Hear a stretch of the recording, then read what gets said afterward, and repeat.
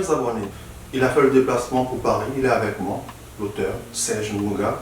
Il est venu vous présenter sa première œuvre, celle de cette émission, de ce numéro 1. Serge Ngunga est avec moi, recevez-le. Bonjour Serge. Merci Boni, Serge Ngunga, ravi d'être là avec toi sur ce plateau et d'échanger, de faire connaître mon travail, mes ouvrages à tes téléspectateurs. Merci.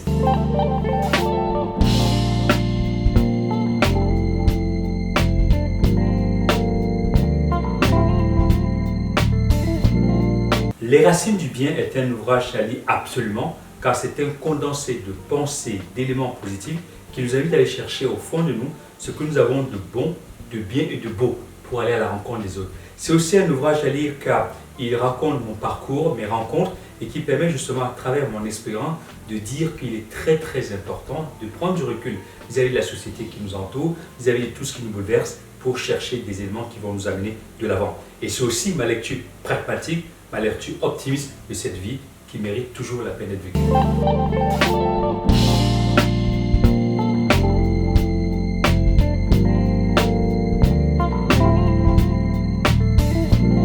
Il y a plusieurs thématiques qui interviennent dans cet ouvrage.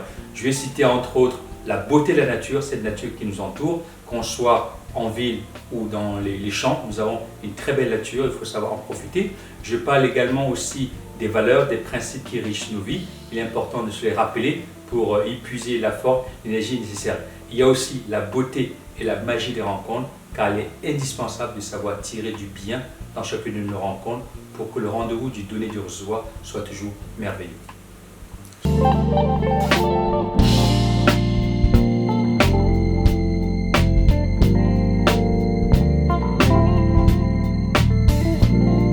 Alors, j'ai plusieurs sources d'inspiration dans l'écriture de cet ouvrage. La première source, c'est d'abord mon parcours, mes rencontres, mes échanges avec les gens. La deuxième source, c'est la nature, car cette nature qui nous entoure est très riche. Et il est important d'aller puiser au sein de la nature des éléments qui nous réconfortent. La troisième source, c'est mes valeurs, mon éducation, les principes que mes grands-parents m'ont inculqués, que mes parents m'ont inculqués, qui me permettent justement, en tant que parent, de pouvoir apporter ma contribution aussi bien à l'éducation du monde et aussi dans ma volonté de partager avec les lecteurs ce qui est le plus cher à chacun de nous.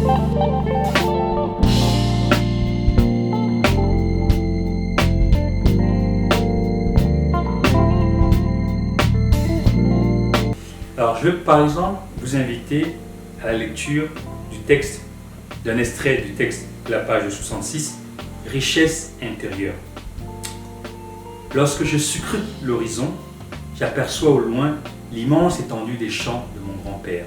Lorsque j'éprouve du chagrin, les bras de mes parents me tendent pour me consoler. Lorsque mon âme est en peine, mon entourage est bien là pour me réconforter. Que vais-je faire de moi-même pour être debout, pour aller de l'avant? Que fais-je pour s'aimer les bonnes graines qui fleureront au printemps?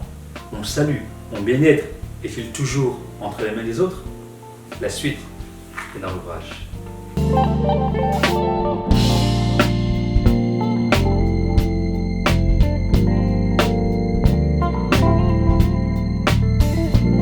Alors, je dirais qu'il y a plusieurs enseignements. Chaque livre a des éléments de réponse qu'il peut apporter ou non au lecteur.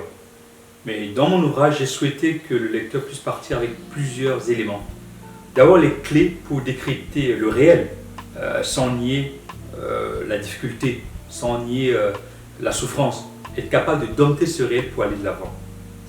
Et je mets aussi en avant les ressources pour faire sienne un esprit de résilience, de bienveillance et surtout de positivité. Et j'identifie comme ça dans mes rapports avec les autres des qualités, des attitudes qui permettent à chacun de nous d'être toujours dans l'écoute, la bienveillance et surtout la volonté d'aller de l'avant.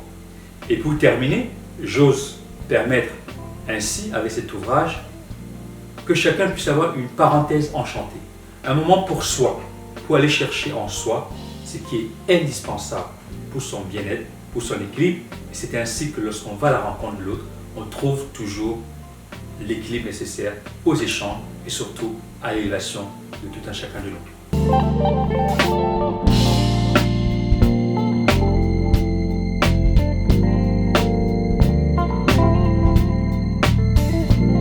Pour celles et ceux qui n'ont pas encore lu cet ouvrage, je vous invite vivement à le lire pour 3 raisons très simples.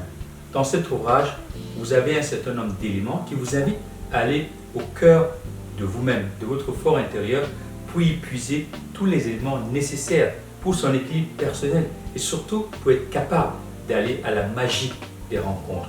Autre élément, je mets en avant un certain nombre de valeurs comme l'écoute, la bienveillance, l'attention, qui nous permet justement, lorsqu'on va à la rencontre de l'autre, de savoir comment se comporter. Et au final, cet ouvrage est un voyage au cœur du bien-être. Les racines du bien, ou la parenthèse enchantée, est un voyage, une immersion au cœur du bien-être. C'est un hymne à la paix, un hymne au bonheur. Car avec cet ouvrage, vous êtes amené à aller au fond de vous pour trouver l'énergie nécessaire, pour vous réinventer, pour enchanter votre existence. Car ce qui est important dans cette vie, c'est pouvoir entendre sa musique intérieure et d'être capable, en étant soi-même, de donner le meilleur de soi-même au monde.